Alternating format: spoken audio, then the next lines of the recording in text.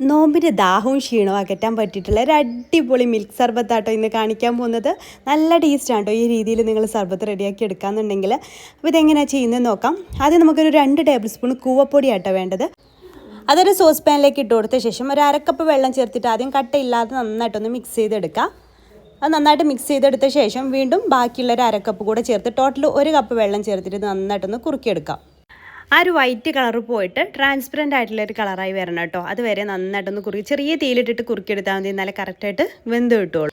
അപ്പോൾ അത് കുറുകി വരാൻ തുടങ്ങിയിട്ടുണ്ട്. അത് കണ്ടോ, ഇങ്ങനെ കുറുകി വന്നിട്ടുണ്ട്. ഈ ഒരു വൈറ്റ് കളർ പോയിട്ട് ഇങ്ങനെ വെള്ളത്തിൻ്റെ പോലെ ട്രാൻസ്പെറൻ്റ് ആയിട്ട് വരണം കേട്ടോ. അതുവരെ നന്നായിട്ട് തന്നെ കുറുക്കിയെടുക്കാം.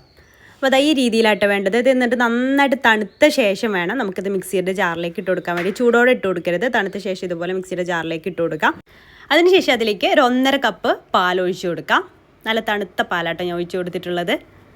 ഇത് അടിച്ചെടുത്ത് ഉടനെ കുടിക്കാനുള്ളതാണെന്നുണ്ടെങ്കിൽ ഐസ് ക്യൂബ്സ് ഇട്ട് കൊടുത്താലും മതി.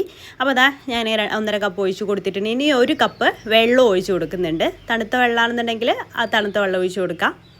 പിന്നെ ഇതിലേക്ക് നമ്മുടെ സ്പെഷ്യൽ ആയിട്ടുള്ള ഇൻഗ്രീഡിയൻറ്റ് നന്നാരി സിറപ്പാണ്. അതൊരു 3 ടേബിൾ സ്പൂൺ ചേർത്ത് കൊടുത്തിട്ടുണ്ട്. പിന്നെ മധുരം വേണമെന്നുണ്ടെങ്കിൽ അതിനനുസരിച്ച് കുറച്ച് പഞ്ചസാരയും ചേർക്കുക. 1-2 ടേബിൾ സ്പൂൺ പഞ്ചസാരയും ചേർത്ത് കൊടുക്കുക. 1 ടേബിൾ സ്പൂൺ തന്നെ മതിയാവും കേട്ടോ.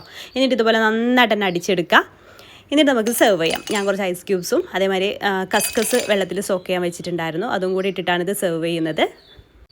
സിമ്പിളാണ് കേട്ടോ ഇത് റെഡിയാക്കി എടുക്കാൻ വേണ്ടിയിട്ട്, എന്നാൽ നല്ല ടേസ്റ്റുമാണ്. അപ്പോൾ ഫ്രൂട്ട്സ് ഒന്നും ഇല്ലാതിരിക്കുന്ന സമയത്തൊക്കെ എന്തെങ്കിലുമൊക്കെ ഡ്രിങ്ക് തയ്യാറാക്കാൻ ആഗ്രഹിക്കുന്നവർ ഇതൊന്ന് ട്രൈ ചെയ്ത് നോക്കട്ടെ. അടിപൊളിയാണ്. ഇഷ്ടമായിട്ടുണ്ടെങ്കിൽ ട്രൈ ചെയ്തിട്ട് ഫീഡ്ബാക്ക് അറിയിക്കാൻ മറക്കരുത്. അതുപോലെ നമ്മുടെ പേജ് ഫോളോ ചെയ്യാത്തവർ ഫോളോ ചെയ്യാനും അതുപോലെ മറ്റുള്ളവർക്ക് ഷെയർ ചെയ്ത് കൊടുക്കാൻ താല്പര്യമുണ്ടെങ്കിൽ ഷെയർ ചെയ്ത് കൊടുക്കാനും മറക്കല്ലേ. താങ്ക്